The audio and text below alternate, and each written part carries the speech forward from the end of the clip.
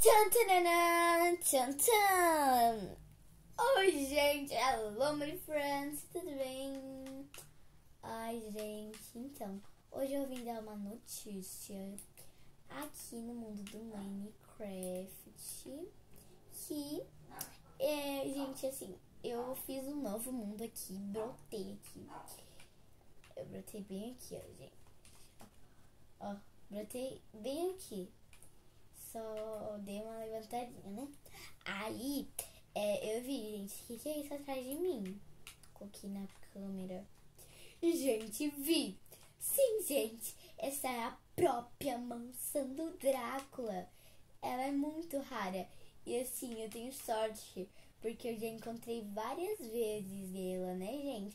E aproveitando que já tá escurecendo, eu vim gravar aqui, né, pra vocês verem. Aqui, né, no caso tá no Pacífico, mas esperem que vocês gostem, olha. Tô dando spoilers, hein? Bom, quando eu for gravar esse vídeo, só se vocês também deixarem muitos likes, só se vocês fizerem, né, alguma coisa, tipo, deixa like, igual eu falei agora. Vou trazer o tour pela mansão do Drácula todinha, gente. E, tipo, se você não joga Minecraft original, não dá, né, gente, pra você encontrar a mansão do Drácula.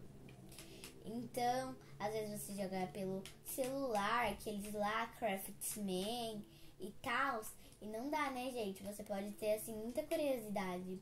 Então, eu vou fazer um tour aqui no canal. Pra quem não pode ter essa casa do Drácula, né, gente? Eu não tenho, né? Brotou aqui, mas ok.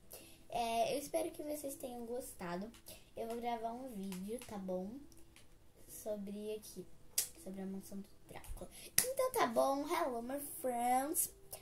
Eu também queria avisar que eu tô pensando fazer... Tá, gente, depois eu falo com vocês, tá bom?